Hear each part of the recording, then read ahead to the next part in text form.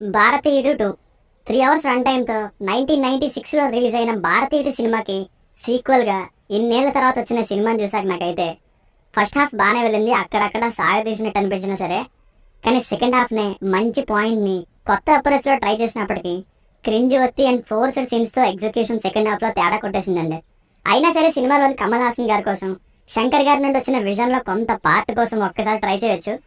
తమిళ్లో హిట్ చేస్తారు, ఎలా ఉన్నా ఇది వాళ్ళ సినిమా కాబట్టి. తెలుగులోనే చూడాలి ఎంతవరకు క్లిక్ అవుతుందో. సినిమా లాస్ట్ లో ఒక 2 minutes కంటిన్యూషన్ అయిన ఇండియన్ పార్ట్ 3 ఒక ట్రైలర్ ను వేశారు. ఆ సూపర్ హిట్ సాంగ్ అయిన షౌరా సాంగ్ కూడా ఇక్కడ వచ్చింది. ఈ మినీ ట్రైలర్ ని చూసాక థర్డ్ పార్ట్ మీద ఎక్స్పెక్టేషన్స్ వస్తాయి, కానీ మళ్ళీ గతంలోకి వెళ్ళి ఏం చేయబోతున్నారు అన్నది తెలియాల్సి ఉంది. అయితే ఈ ట్రైలర్ చూసాక నాకు ఒక విషయం అర్థమైంది.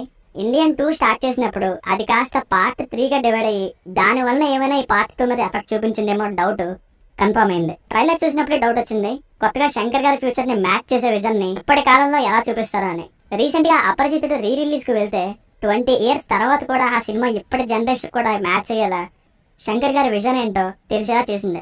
కానీ ఇండియన్ 2లో మాత్రం మరి ఏమైందో తెలీదు, ఎగ్జిక్యూషన్ చేసింది శంకర్ గారనే అనిపించింది. మెయిన్ గా సెకండ్ హాఫ్ లో ఒక చేసింగ్ సీన్ ఉంటుంది, దానికోసం ఇంకా అనిరుద్ధ్ గారి మ్యూజిక్ కోసం మైనస్ పాయింట్స్ లో స్పెషల్ గా మాట్లాడదాం. ఫ్యాబ్రిక్స్ చూడొచ్చు అంటే ఒక్క స్టార్టింగ్ లో వచ్చే క్యాలెండర్ సాంగ్ లోని ఎక్స్పోజింగ్ తప్ప మిగతాదంతా చూడొచ్చు. బేసిక్ స్టోరీ లైన్ మీ అందరికీ ఆల్రెడీ తెలిసిందే.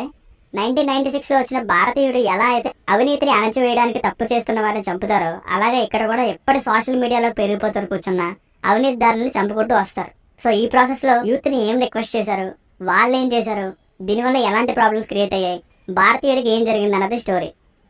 ప్లస్ పాయింట్స్: ముసలోని తీసుకుని సోషల్ మీడియా యుగంలోకి పెట్టడం అనేది చాలా మంచి పాయింట్. అందులోనే సేనాపతి లాంటి స్ట్రాంగ్ క్యారెక్టర్ని ఉన్న ఎప్పటి ప్రాబ్లమ్స్ లైక్ లంచాలు, ట్రావెల్ బస్సులు, డీల్స్ మాట్లాడుకునే అన్హైజెనిక్ రెస్టారెంట్స్, మోసం చేసి విదేశాలకు పారిపోయే వాళ్ళు, ఇలా వీలైనన్ని ప్రాక్టికల్ గా జరిగే విషయాల్ని టచ్ చేశారు.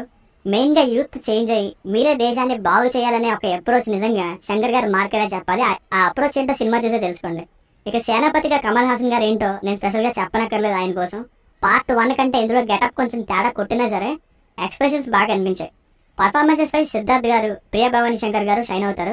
రఘుల్ప్రీత్ సింగ్ లిమిటెడ్ క్యారెక్టర్, ఇక సముద్రగాని గారు, లేట్ లెజెండరీ యాక్టర్ అయిన వివేక్ గారు, బాబీ సింహ గారు ఉన్నందులో బాగానే యాక్ట్ చేశారు. సకల కళావల్లభుడుగా ఎస్ఏ సూర్య గారు, ఇంకా కాజల్ గారు ఇంకా పార్ట్ 3 కోసమే.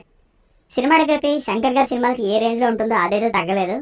అండ్ ఇంకా డైరెక్షన్ తగ్గినా సరే కొన్ని సీన్స్ లో మాత్రం ఆ డైరెక్షన్ చాలా చాలా బాగుంది. మైనస్ పాయింట్స్: స్టోరీ ఏంటి అనేలా ఫస్ట్ హాఫ్ ఉంటే ఏముందిలే ఇంకా అనేటట్టుగా సెకండ్ హాఫ్ ఉంది. సెకండ్ హాఫ్ లో నిజానికి చాలా అంటే చాలా డ్రామా ఉంది, కానీ అది మెలో డ్రామాగా అనిపించింది. తప్పు చేస్తే ఇంట్లో వాళ్ళని కూడా పట్టిస్తేనే అవినీతి నిర్మూలనకి తొలిమెట్టు అనే ఐడియా బాగుంది. కానీ సెకండ్ హాఫ్ స్టార్టింగ్ నుండి ఒక అరగంట పాటు చెప్పిందే చెప్పి ఎమోషనల్ గా వాళ్ళు నటిస్తున్నా సరే ఒకసారి బాధ అనిపించిన విధంగా ఐ వాంట్ దట్ అతి అన్నట్టు మారిపోతుంది. కొత్త రకమైన ఎమోషన్ ని ట్రై చేశారు, కానీ కన్విన్సింగ్ గా లేకుండా ఓవర్ డ్రామాటిక్ గా మారిపోతుంది ఆ మదర్ సెంటిమెంట్. అది ఇండియన్ 2 కాస్త ఇండియన్ 2 వేసినట్టు అన్ని స్టేట్ చూపిస్తారు, కానీ రిపిటేటివ్ గా మారిపోతాయి ఆ సీన్స్.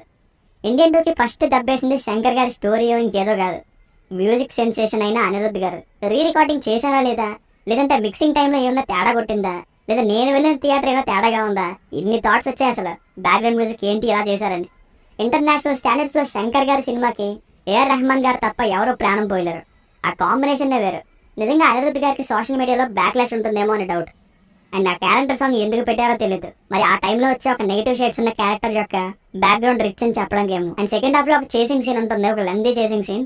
చూపించడం చెన్నై అని చూపిస్తారు, కానీ చేసింగ్ ఏమో వైజాగ్ బీచ్ దగ్గర జరుగుద్ది. ఆ తర్వాత ఎక్కడ ఉన్న మెట్రోలోకి వస్తుంది. వైజాగ్ లో మెట్రో ఎప్పుడు వచ్చిందో నాకు అర్థం కావట్లేదు. అండ్ ఆ చేసింగ్ లో ఆ భారతీయుడు యూజ్ చేసే వెహికల్ కూడా దాంట్లో అంత ఛార్జ్ ఉందా, అది అంత దూరం వెళ్ళగలదా, అన్ని ఫీట్లు వేయగలదా అనే డౌట్ చాలా వచ్చింది. అండ్ ఆయన చూపించిన 106 years ఏజ్ కి లీజు జేన్ అనే ఒక చైనీస్ మార్షల్ ఆర్ట్స్ మాస్టర్ ని ఎగ్జాంపుల్ గా చూపించారు. అంటే 120 ఏళ్ళ వయసులో కూడా ఆ డెడికేషన్ ఉంటే ఏదో చేయగలరని ఈ షార్ట్ కూడా చేశాను. బట్ సినిమాలో అవి చూస్తున్నప్పుడు పేరుకి 160 ఏళ్ళని పెట్టి 30-40 ఏళ్ళ వాళ్ళు చేస్తున్నట్టుగా చూపిస్తున్నారు అనేటట్టుగా ఫైట్స్ ఎగరడం ఇవన్నీ మరీ అతిగా అనిపించాయి. సో ఫైనల్ గా మూవీకి వర్డిక్ట్ ఏంటంటే పాయింట్ అండ్ ఇంటెన్షన్ చాలా జెన్యూన్. అండ్ ఈ కాలంలో ఈ సినిమాలో చూపించిన ఆయన చెప్పిన విషయాలు చాలా చాలా నిజం అండ్ అవసరం. కానీ ఎంత సొసైటీ పరంగా ఆలోచించినా సరే మనం చూస్తున్నది ఒక సినిమా. సో ఆ పాయింట్ ఆఫ్ వ్యూలో చెప్తే కొన్ని సీన్స్ ని నిజంగానే శంకర్ గారే తీశారనే డౌట్ వచ్చే విధంగా సెకండ్ హాఫ్ లో కొన్ని ఎగ్జిక్యూషన్ ఫెయిల్డ్ అనేటట్టుగా ఉండే సీన్స్ తో నింపేశారు. సో కమల్ హాసన్ గారి యాక్టింగ్ అండ్ శంకర్ గారి విజన్ కోసం ఒకసారి చూడొచ్చు.